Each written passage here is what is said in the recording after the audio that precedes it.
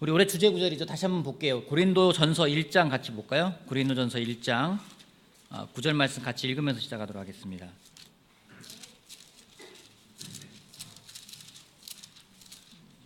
고린도전서 1장 9절 말씀. 혹시 주중에 좋은 소식을 나누실 계획 있으신 분들은 와서 의사를 표명해 주셔도 괜찮고 미리 또 얘기해 주시면 더 감사할 것 같아요. 미리 이번 주중에 좀 나누고 싶은 좋은 소식 있습니다 나눠주시면 더 많이 격려할 것 같습니다.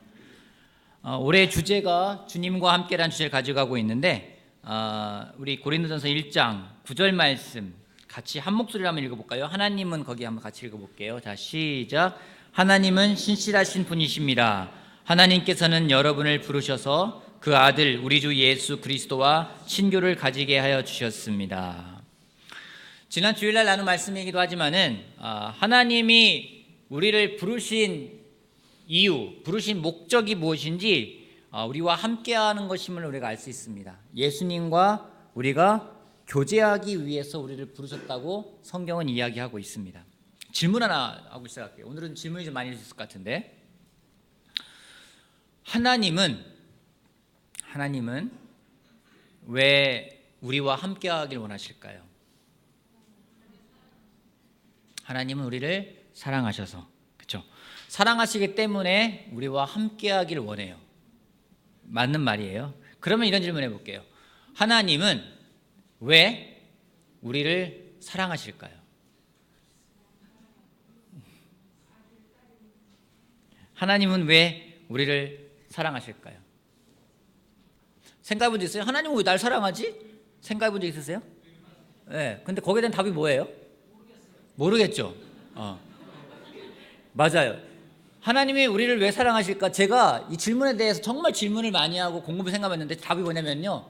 하나님이 날 왜 사랑하지? 그냥 사랑하는 거예요. 여러분, 하나님이 여러분들을 사랑하신다라는 말을 들으면 여러분들은 어떻습니까? 우리 팀들 여기 저기 있는데 하나님이 여러분을 사랑하십니다라면 어떤 생각이 들어요? 하나님이 여러분을 사랑하십니다라면 여러분 어떤 생각 들으세요? 못 믿겠어요? 맞아요. 하나님이 여러분을 사랑하십니다. 여러분, 때로는 거기 두 명 떠들 거면 나가서 떠들고 경고. 네. 자, 하나님이 당신을 사랑하십니다라는 구절이 써붙어 있어요. 그죠? 길을 다닐 때 하나님은 당신을 사랑하십니다. 그 얘기 들으면 어때요? 뭉클해요? 혹시 이해가 안 되는 사람이 여러분을 사랑한다고 그래요. 어느 날 어떤 사람이 와서 여러분의 고백을 합니다. 당신을 사랑합니다. 막 그러는 거예요. 근데 나는 사랑하지 않아. 그게 부담스러워요. 그죠? 그나마 내가 관심 있는 사람이 나도 좋아하는데 와서 사랑한다고 하면은 너무나 기쁘죠. 근데 하나님이 당신을 사랑하십니다 했는데 내가 하나님을 그만큼 사랑하지도 않고 나 잘 모르는데 하나님이 날 사랑해? 그러는 거죠. 왜? 이러는 거죠. 이 말씀도 솔직히 잘 이해가 안 돼요. 하나님이 우리를 부르셨대요. 왜요? 예수님하고 교제를 하게끔 하기 위해서 부르셨대요. 그 질문이 생기는 거죠. 왜? 우리를 사랑하시기 때문에. 근데 왜 사랑해? 사랑하는 애는 그냥이에요.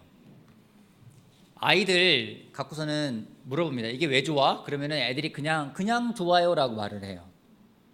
뭐 어떤 그런 부분이라 생각이 들었어요. 어떤 특별한 이유가 없이 그냥. 하나님 우리를 사랑하시는데 그 이유를 잘 모르겠어요. 내가 자격도 없고 내가 그만큼 사랑받을 만한 존재라 생각도 하지 않는데 왜 날 사랑하는지 잘 모르겠어요. 근데 그냥 사랑해 주신다니까 개인적으로 감사해요.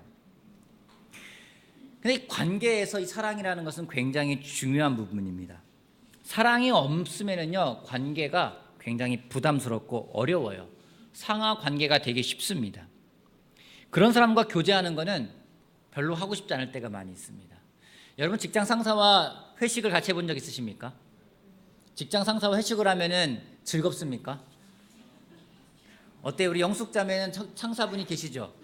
같이 식사하면은 막 어때요? 회식하자고 그러면은 설레고 막 기쁘고 오늘 가면 너무 재밌겠다 막 그런 생각이 드십니까? 안 하고 싶어요? 뭐라고요? 위 얘기 막 소화가 안 돼요. 벌써 그 얘기만 들어도. 그래서 직장 상사와 같이 우리 회식하자 그러면은요, 막 그 시간이 기쁘고 즐거운 사람들은 많이 없는 것 같아요. 반면 여러분이 그래 본 적 있으면 여러분 직장 상사기 때문에 밑에 직원들하고 오늘 회식 좀 하자. 그러면 여러분들 마음은 어때요? 여러분 상사라면은 별로 원하지 않는데 하는 거예요? 우리 팀들 부모님이 시간 보내자 그런 얘기 하잖아요. 그죠? 우리 국현이었어요. 부모님 시간 보내자. 뭐 질문 안 해도 될 것 같아요. 어떻게 생각하는지 물어보려고 했는데. 근데 부모님이 아이라고 시간 보내자고 할 때는요, 아이가 너무 사랑스러워요. 같이 보내고 싶어요. 근데 그런 거예요. 하나님이 우리를 사랑하기 때문에 우리랑 함께 하려고 하는데 우리가 하나님 사랑하지 않으니까 왜요? 왜 저랑 같이 하려고 그래요? 부담스러워요? 이렇게 말할 수 있다라는 거예요. 우리가 하나님을 사랑하지 않게 될 경우에는 전혀 기쁘지가 않다라는 겁니다. 그러면 우리가 어떻게 하면 하나님을 사랑할 수 있을까? 어떻게 하면 하나님을 사랑할 수 있을까? 누군가를 사랑하기 위해서 우리가 해야 될 첫 번째는 뭐냐면요, 그분을 알아가야 된다는 겁니다. 어떤 경우는 만났을 때 만나자고 하면 막 부담스러운 관계가 있어요. 근데 만나고 나서 시간 보낸 다음에 너무 좋고 또 보내고 싶은 사람들이 있어요. 그런 경험 있으십니까? 처음에 누구 만나자고 하면 막 부담스러워요. 내가 뭐 잘못한 게 아닌가? 뭐 제가 만나자고 그러면 사람들이 많은 경우에 좀 별로 좋아하지는 않는 것 같더라고요. 목사님이 날 왜 보자고 하지? 뭐 이런 생각이 드는 것 같아요. 근데 때는 시간을 보내고 나면은 저도 막 그럴 때 있어요. 누가 만나자고 하면은 날 왜 보자고 하지? 부담스러운데 전 만나서 그 사람이 얼마나 나를 사랑하는지 알게 되고 내가 또 그 사람을 얼마나 사랑하는지 알게 되면은 그 만남은 너무 즐겁고 그 다음엔 또 만나고 싶은 거죠. 그래서 그 다음에 만나자고 할 때는요, 서로 먼저 이야기를 하게 된다라는 겁니다. 사랑하는 것은 즐겁고 기쁜데 사랑하지 않고 그냥 함께 할 때는요, 그 책임감과 의무감은 오래 가지 못합니다. 하나님 관계도 마찬가지입니다. 하나님을 사랑하는 마음이 없는 상태에서 의무감과 책임감으로 하나님과 함께 시간을 보낸다면요, 그 시간과 그 의무감은 오래 가지 못합니다. 하나님이 우리를 너무 사랑하신대요. 그러면서 우리가 시간을 보내고 싶은데 하나님이 우리가 보내고 싶은 시간은 어떤 시간일까? 하나님은 어떤 시간 보내고 싶어 하실 것 같아요? 오늘 하나님 여러분하고 나랑 시간 좀 보내자. 그런데 하나님은 어떤 시간을 보내고 싶어 하실 것 같아요? 오늘도 부르시잖아요. 매일 부르시잖아요. 나랑 함께 하자. 왜 왜 어떤 마음으로 부르시는 것 같아요? 뭐 하시려고? 하나님 여러분 불러서 뭐 하시려고 하는 것 같아요? 여러분 막 이용해가지고 뭘 하려고요? 하나님이 막 능력이 없나요? 여러분이 갖고 있는 재산 막 뺏으려고요? 그거 아니잖아요. 하나님은 여러분과 왜 함께 하려고 하실까요? 뭐 하고 싶어서? 어떤 시간을 보내고 싶어서? 여러분 사랑하는 사람하고 시간 보낼 때는 어떤 시간 보내고 싶습니까? 막 그 사람 막 축복해주고 싶어요? 그 사람에게 막 복 주고 싶어요? 사랑하는 사람하고 만났을 때? 막 너무 사랑하니까 내가 복 줄게 막 이러고 싶어요?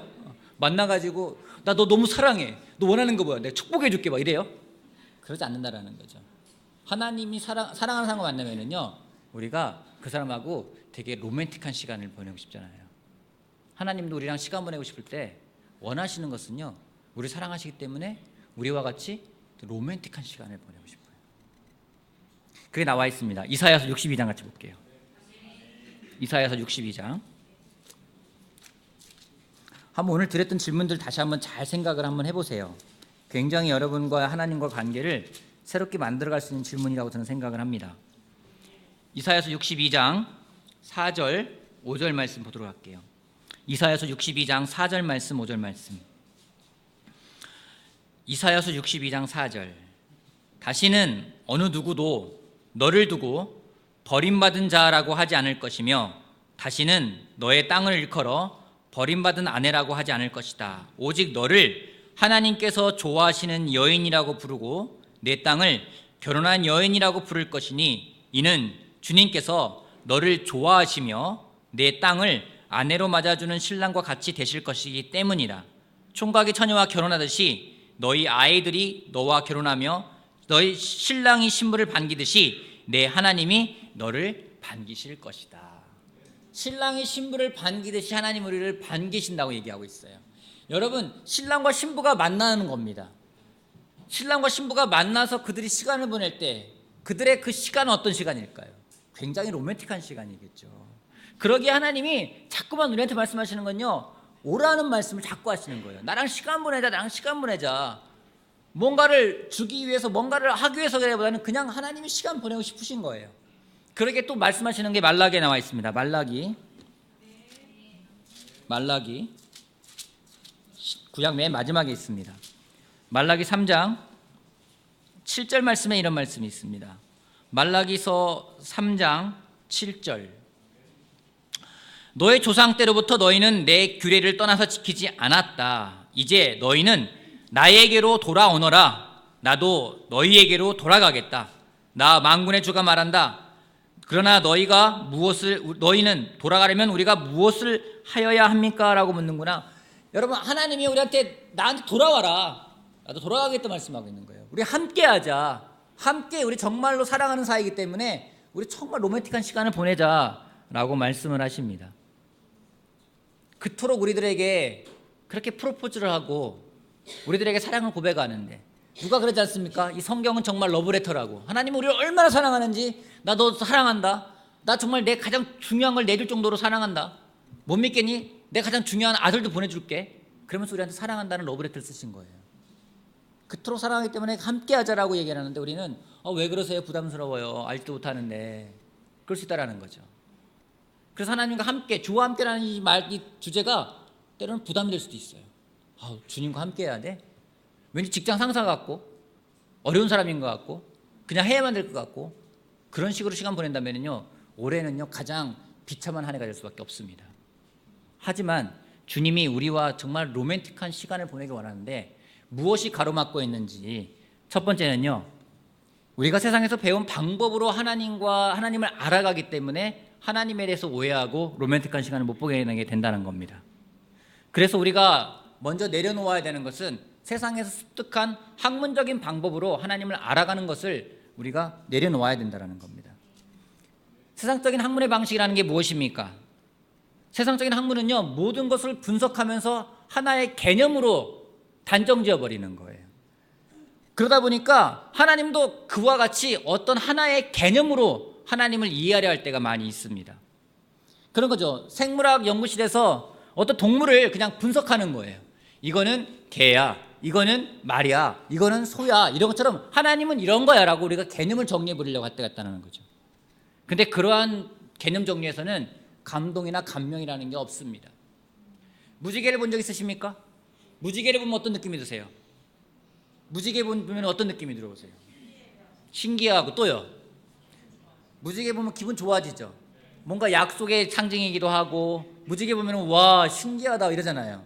어떻게 하늘에 저렇게 빛이 비출 수 있지? 되게 신기하고 우리는 감탄해요. 근데 과학자들은 어떻게 설명합니까? 저 무지개는 빛이 굴절돼서 저러는 거야. 그 얘기 듣는 순간 무지개에 대한 환상이 싹 사라져버려요. 여러분, 사랑하는 남녀가 손을 잡으면 어떻습니까? 막 가슴이 설레잖아요. 근데 막 가슴이 설레요, 막 설렘이라는 막 얘기 나오는데, 그런 얘기에 대해서 그 왜 그러는지 알아? 우리에서 호르몬 가운데 도파민이 나오기 때문이야. 이 얘기 듣는 순간 싹 깨버리는 거예요. 제가 말하지 않습니까? 제 딸과 제 아내가 차 안에서 막 밖에 바람이 불면서 나무가 막 이렇게 휘청휘청하는데 우리 딸이 와 나무들이 춤을 춘다 막 그러는 거예요. 그래서 제가 보면서 바람 되게 많이 부네 이러면 확 깨는 거예요. 그런 거라는 거죠. 내가 그냥 배운 지식과 내가 알아가는 그 방식으로, 세상에서 가르쳐진 그 방식으로 그냥 하나님을 개념을 정리해 버리니까 하나님에 대해 그만 감동이 없어요. 감흥이 없어요. 성경을 읽으면서 하나님이 이런 분이라고 하는데 내 방식대로 정리를 해버리니까 아무런 감동이 없는 겁니다. 그런 잘못된 이해, 즉 오해는 관계를 망쳐버립니다. 정말 하나님과 우리가 로맨틱한 관계를 갖길 원한다면 먼저 내가 알고 있는 방식을 내려놓고 처음부터 하나님을 하나씩 알아가는 과정이 굉장히 중요하다는 겁니다. 또 하나는 내가 경험했던 세상적인 경험으로 하나님을 이해하려 하기 때문에 하나님과 로맨틱한 시간을 보낼 수가 없어요. 여러분, 하나님을 뭐라고 부릅니까? 아버지. 하나님을 아버지, 때로는 하나님 아빠 이렇게 부르죠. 하나님을 어머니라고 부르본 적 있으십니까? 하나님 어머니라고 불러본 적 있으세요? 그 뭐 이상한 데로 가서 부르시는 겁니다. 하나님 삼촌 뭐 이렇게 부르지 않잖아요. 하나님 이모 이렇게 안 부르잖아요. 하나님은 아버지라고 불러요. 근데 제가 하나님을 이해하는데 하나님이 예전에 하나님에 대해 알아가는데 하나님이 전혀 이해가 안 되고 하나님이 전혀 마음이 와닿지가 않아요. 왜요? 아버지라고 불렀으니까. 차라리 하나님 어머니 했으면은 제가 저희 엄마를 떠올리면서 뭔가 하나님은 따뜻한 분이시구나 할 텐데 하나님을 아버지라고 알려주니까 제 아버지가 또 떠오르는 거예요. 저희 아버지는 말씀이 별로 없으십니다. 요즘에는 아버님이 나이가 들어가시고 통화를 하는데 최근에 저희 아버지랑 제가 통화했는데 이제까지 통화한 것 가운데 제일 긴 시간을 통화했어요. 4분 29초. 정말 통화 오래 한 거예요. 평상시 제가 시골 가면 그럽니다. 내려갈 때 출발하기 전에 전화가 옵니다. 명절에 출발했냐? 네. 근데요 뚜뚜뚜 그러셨어요. 가다 보면은 어디쯤 왔냐? 서해대교 건너가고 있는데요 뚜뚜뚜. 그게 다예요. 집에 내려가잖아요. 첫 질문이 뭔지 아십니까? 언제 올라갈 거니? 지금 막 왔는데. 가서 이틀 3일 있는 동안에 말하는 시간은 아버님 술 드시면 좀 얘기 많아지시니까 불러놓고 있으면 가만히 들어야만 되지만 대화가 일방적인 통보죠. 그런 거 아닌 다음에는 그냥 제 아버님 대화하는 시간이 가서 2박 3일이라는 시간이 있어도요 1시간도 안 돼요. 그냥 밥 먹을 때 살만하냐? 월급은 나오냐? 뭐 그 정도예요. 앞으로 어떡할 거예요? 이렇게 물어보잖아. 그러면은 뭐 별 대답이 없어요. 그런 상태에서 하나님의 아버지라고 하니까 내가 갖고 있는 경험으로 하나님을 생각하니까 깝깝한 거예요. 와, 하나님은 어떻게 와하지? 이걸 내려놓는데 시간이 많이 걸렸어요. 정말 많이 걸렸어요. 그냥 내가 경험했던 아버지, 그 육적인 아버지와 같다 생각하니까 하나님이 그만큼 와닿지가 않아요. 이 가운데도 하나님을 아버지라 부르기 때문에 하나님에 대해 그만큼 와닿지 않는 사람들이 있을 겁니다. 그걸 내려놓지 않는다면요 하나님과의 관계가 깊어지지가 않고 여러분의 아버님과 같은 피상적인 관계밖에 될 수가 없어요. 그 고리를 어떻게 끊을까요? 그 고리를 끊었던 한 남자가 성경에 나옵니다. 누굴까요? 바로 다윗입니다. 사무엘상 같이 볼게요. 사무엘상 16장. 사무엘상 16장 다윗을 보면서 굉장히 많이 격려가 됩니다. 보십시오. 16장 1절 말씀부터 제가 빨리 읽어보겠습니다. 16장 1절 말씀부터. 주님께서 사무엘에게 말씀하셨다. 사울이 다시는 이스라엘을 다스리지 못하도록 내가 이미 그를 버렸는데 너는 언제까지 사울 때문에 괴로워할 것이냐. 너는 어서 뿔병에 기름을 채워가지고 길을 떠나 베들레헴 사람 이새에게로 가거라. 내가 이미 그의 아들 가운데 왕이 될 사람 한 명을 골라놓았다. 사무엘이 여쭈었다. 내가 어떻게 길을 떠날 수 있겠습니까? 사울이 이 소식을 들으면 나를 죽일 것입니다. 주님께 대답하셨다. 너는 암송아지 한 마리를 끌고 와서 주님께 희생제물을 바치러 왔다고 말하여라. 여러분 이제 하나님이 사울을 버리셨어요. 새로운 왕을 세우라고 베들레헴에 사는 이새의 집안으로, 이새는 이제 다윗의 아빠예요. 아버지예요. 이새의 집으로 가라. 그리고 이새를 초대해가지고 그들 가운데 아들 가운데 보려고 합니다. 3절. 그리고 이새를 제사에 초청하여라. 그 다음에 해야 할 일은 내가 거기에서 너에게 알려주겠다. 너는 내가 거기에서 일러주는 사람에게 기름을 부어라.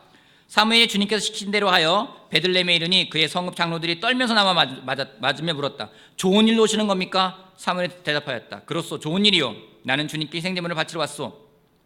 여러분은 몸을 성결하게 한 뒤에 나와 함께 제사를 드리러 갑시다. 그런 다음에 사무엘은 이새와 그의 아들들만 자기가 직접 성결하게 한 뒤에 제사에 초청하였다. 그들이 왔을 때 사무엘은 엘리압, 이새의 큰아들입니다. 엘리압, 다윗의 큰형이죠. 엘리압을 보고 속으로 주님께서 기름을 부으시는 사람이 정말 주님 앞에 나와 섰구나 하고 생각하였다. 그러나 주님께서 사무엘에게 이르셨다. 너는 그의 준수한 겉모습과 큰 키만 보아서는 안 된다. 그는 내가 세운 사람이 아니다. 나는 사람이 판단하는 것처럼 그렇게 판단하지 않는다. 사람은 겉모습만을 따라 판단하지만 나 주는 중심을 본다.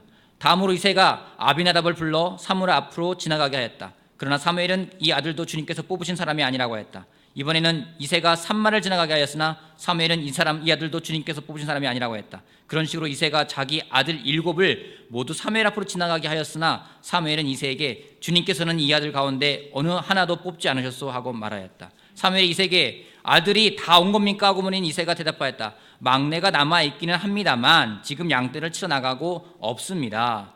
여러분, 이새 아버지가 다윗을 어떻게 대한 것 같아요?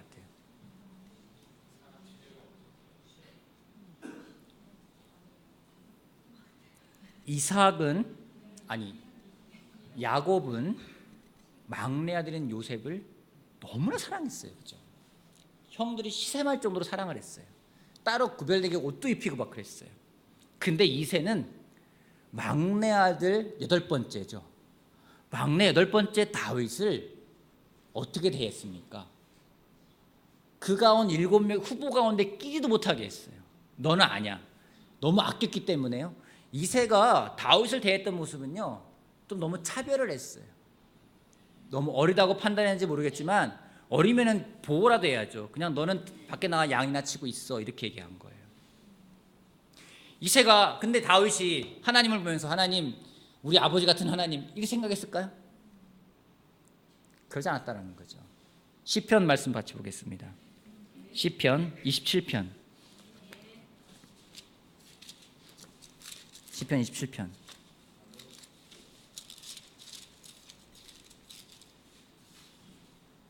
10절 11절 같이 한번 읽어볼게요. 10절 11절 시편 27편 10절 20절 다윗의 시라고 나와 있습니다. 나의 아버지와, 자 같이 볼게요. 시작.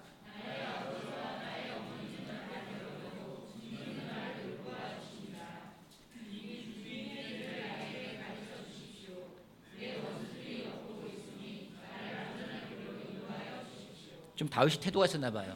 나의 아버지와 나의 어머니는 나를 버려도 당신은 나를 버리지 않으십니다. 그가요, 하나님에 대해서 올바르게 이해를 할 수 있었어요. 다윗은 도대체 왜, 어떻게 하나님을 제대로 이해할 수 있었을까요? 그는 하나님을 자기 방식대로 이해하는 것이 아니라 하나님을 올바르게 하나씩 하나씩 알아갔습니다. 하나님이 만든 자연을 바라보면서 와, 이 별을 만드신 하나님 얼마나 놀라운가, 저 들을 만드신 하나님 얼마나 놀라운가, 저 태양을 만드신 하나님은 놀라운가. 하나님에 대해서 하나하나 본인의 갖고 있는 경험을 끊어버리고 정말 바닥부터 하나씩 하나씩 알아가게 됐다는 거죠. 그러기에 다윗의 시를 보면은요, 하나님과 정말 사랑에 빠져 있어요. 하나님 자기를 너무 사랑해 주는 걸 알기 때문에 너무 좋은 거예요. 그래서 하나님과 아주 로맨틱한 시간을 보내는 것을 우리가 알 수 있습니다. 올해 제가 부탁드리기는 여러분, 하나님을 알아가길 바랍니다. 세상적인 방식이 아니라, 여러분의 경험이 아니라 그걸 내려놓고 여러분의 갖고 있는 아버지와 비교하는 것도 아니고요, 여러분이 배웠던 그런 지식과도 비교하는 게 아니라요, 그냥 하나님을 하나씩 하나씩, 정말 하나씩 하나씩 알아가기 시작한다면 약속합니다. 하나님을 사랑할 거예요. 왜요? 하나님이 우리를 사랑해 주기 때문에. 내가 사랑받을 자격이 없는 사람인데 나를 사랑해 주시니까 너무 좋은 거예요. 그냥 좋은 거예요. 그럼 그 하나님과 시간을 보낼 때 그 시간 어떤 시간이 될까요? 그 시간은 사랑하는 사람끼리 보내는 아주 로맨틱한 시간이 될 겁니다. 하나님과 얼마나 로맨틱한 시간을 보내고 계십니까? 그 하나님과 로맨틱한 시간을 만들어 가기 위해서 오늘 제가 여러분에게 한 4가지만 같이 부탁을 드리고 싶습니다. 첫 번째는요, 간단한 겁니다. 말씀을 암기하시기 바랍니다. 사탄은 우리에게서 매일 우리의 마음을 빼앗아 가려고 합니다. 주의하지 않으면 하나님을 사랑하는 마음이 생겼다가도 다시 잃어버리는 것은 시간 문제입니다. 여러분 잘 아는 대로 신명기 6장 말씀 보면은요, 사람들에게 하나님이 말씀하십니다. 하나님을 기억하기 위해서 뭐 이마에도 써붙이고 뭐 어디 팔에도 써붙이고 문지방에 써붙이고 어디에 써붙이고 막 그러라고 돼 있어요. 왜요? 말씀을 끊임없이 기억하지 않으면 하나님과 로맨틱한 시간을 보낼 수가 없습니다. 여러분 제가 매일마다 항상 암기하는 구절이 그겁니다. 하나님을 사랑하고 그분의 계획들을 부르심을 하던 사람들에게는 모든 것이 합력하여 선을 이룬다. 여러분 이 말씀을 기억하면은요, 굉장히 힘이 돼요. 내가 뭔가 머리를 쓰고 싶고 내가 무엇인가 내 힘대로 하고 싶고 내 뜻대로 하고 싶고 뭔가를 만들어 가려고 할 때도 불안하면 그런 일 하잖아요. 뭔가 불안하거나 두려우면요 내 방식대로 뭔가 하고 싶어져요. 근데 그 시간에 먼저 하는 건 뭐냐면 하나님을 사랑하고 그분의 계획대로 부르심을 받은 사람들에게는 모든 것이 합력하여 선을 이룬다. 모든 것이 유익이 된다. 지금 이 시간도 나한테 유익이 되겠구나. 그럼 뭘 해야 될지 하나님을 사랑하는 거. 그것만 놓치지 않으면 된다는 거죠. 하나님 사랑하는 것만 놓치지 않으면요 결국 나머지는 하나님 몫이잖아요. 하나님이 하실 거라는 거예요. 그 말씀이 저한테 위안이 돼요. 두려울 때, 불안할 때 여러분이 붙잡고 하는 말씀이 있기를 바랍니다. 정말 여러분의 마음을 흔들 때, 여러분의 마음을 빼앗아가고 싶을 때 그때 여러분이 딱 붙잡는 말씀이 있어서 그 말씀을 암기하고 그 말씀을 외우고 그 말씀을 다시 한번 묵상하고 그런다면은 하나님에 대한 마음을 빼앗기지 않는데 굉장히 도움이 될 거라 저는 확신합니다. 두 번째는요, 삶에서 계속되는 잡음을 줄이길 바랍니다.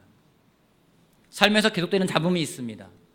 어떤 게 있습니까? 여러분을 정말 시도 때도 없이 잡음 속에 뺨을 파묻히게 하는 휴대폰이 있습니다. 텔레비전이 있습니다. 여러분 하나님과 시간 보낼 때는요 휴대폰 끄세요. 텔레비전 끄세요. 하나님과 시간을 즐길 수 있는 곳으로 가시기를 바랍니다. 여러분 대부분 사람들이 결혼한 사람들입니다. 여러분 데이트한 곳이 있죠. 여러분만에 가는 특별한 데이트 장소가 있죠. 여러분이 정말로 아내에게, 형제들이라면 아내에게 내 여자친구가 되어달라고 고백했던 장소가 있을 겁니다. 저는 남산입니다. 남산 앞에 있는 공원에, 하얏트 호텔 앞에 있는 남산 공원에서 아주 우리 많은 그리스도교회의 성지 중에 하나잖아요. 그죠? 거기에서 정말 아직도 기억이 나요. 테이블에다가 미리 탁자에다가 하얀 테이블을 깔고, 제 딸은 처음 들을 것 같은데, 거기다가 정말 이렇게 물을 담아가지고 거기다 뜨는 초를 띄워놓고, 장미꽃 100송이를 준비해놓고, 형제한테 말한 다음에 꽃으로 여러 가지 꽃으로 하트 모양을 딱 그려놓은 다음에 다 세팅해놨어요. 여기다가는 목걸이를 딱 이렇게 포장해가지고 딱 준비해놓고, 엽서를 쓰게 하고, 그리고 해가 뉘엿뉘엿 넘어갈 때쯤에 촛불을 켜놓은 다음에 꽃을 불러가지고 앞에 세워놓고 편지를 읽어줬어요. 꽃다발 안에 들어가게 한 다음에. 되게 막 느글느글거리죠? 그죠? 여러분 근데요 그렇게 해도요 그 가운데 있으면 너무 기뻐요. 뭐 제가 해본 건 아니지만, 당해본 건 아니지만, 그러니까 제 아내가 너무 항상 그 얘기를 해요. 너무 좋았다고.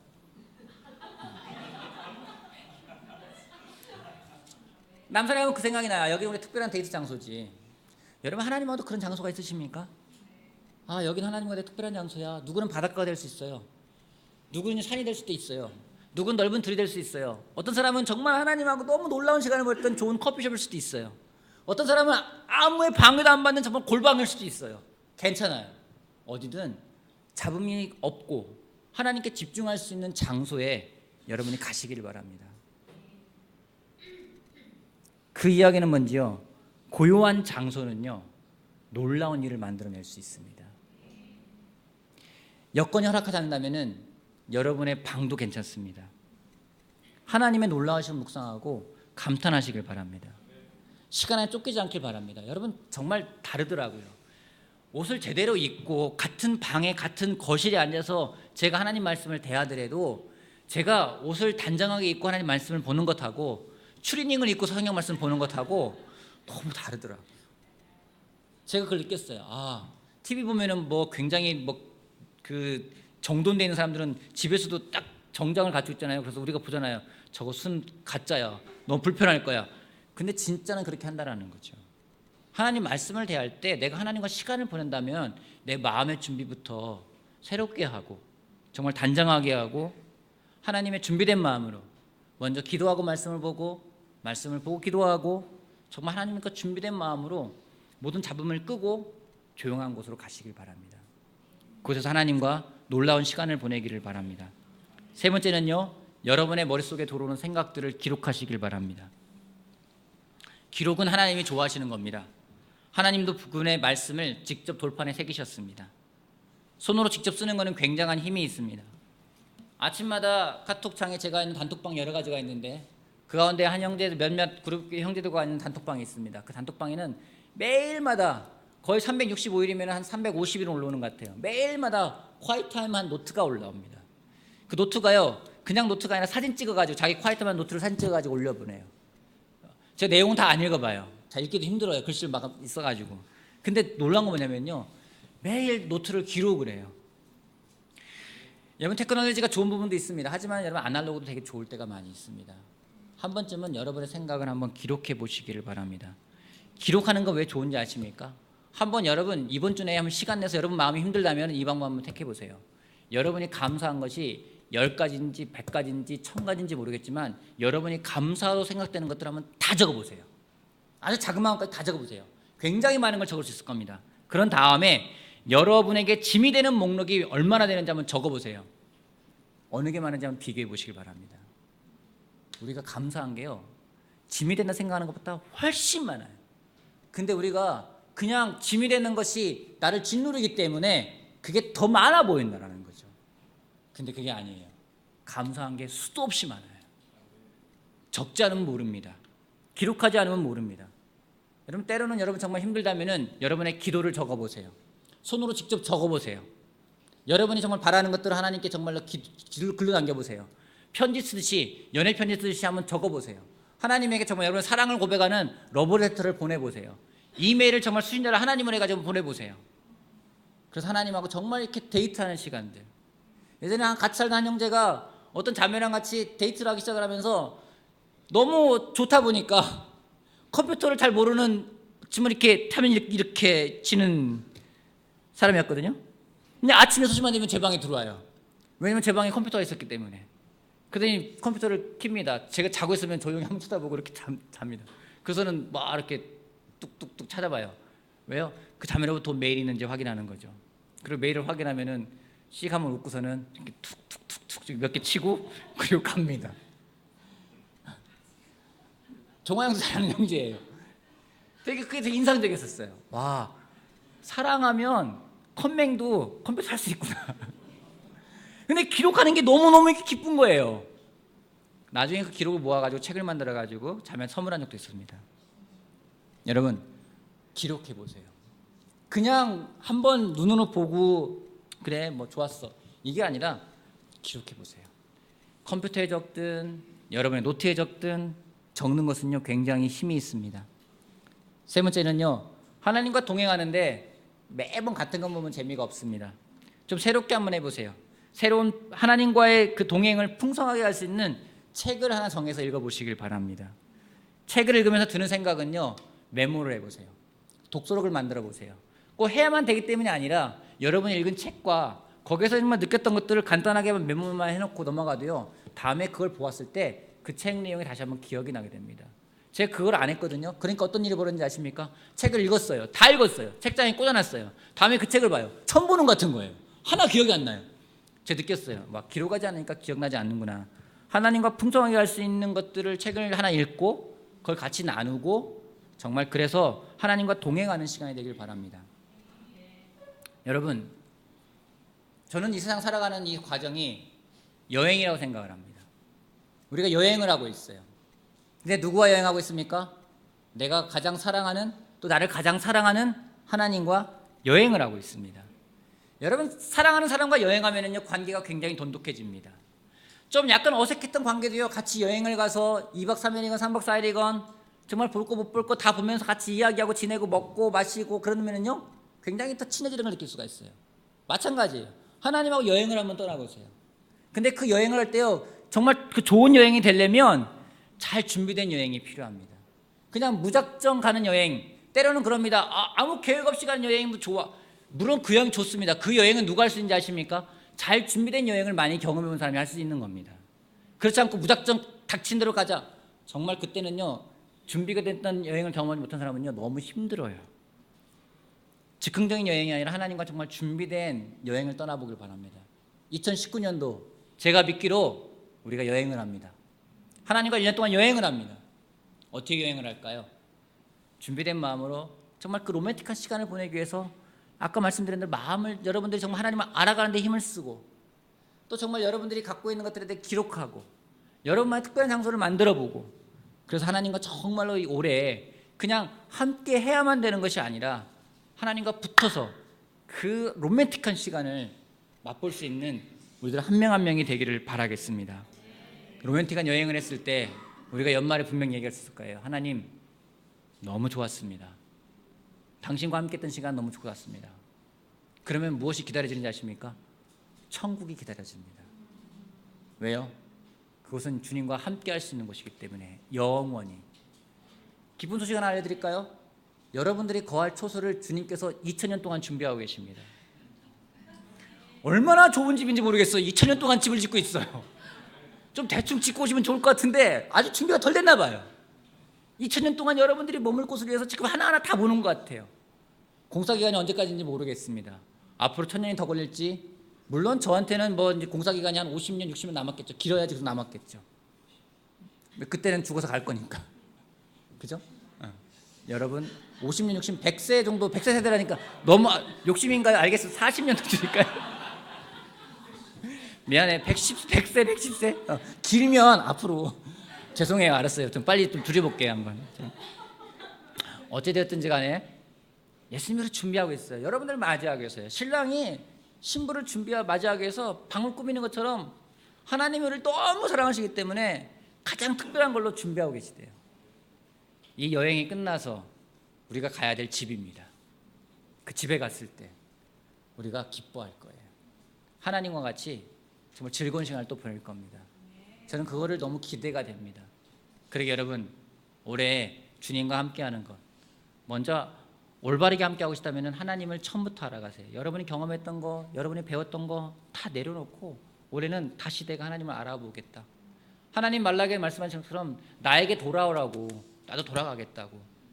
여러분이 하나님께 가는 것을 막는 게 있으면 그걸 끊어버리고 하나님께 가길 바랍니다. 그래서 정말 올해 우리 모두 한 명 한 명 주님과 함께 기쁘고 로맨틱한 그 여행을 하는 한 명 한 명이 되길 바라면서 말씀 마치겠습니다.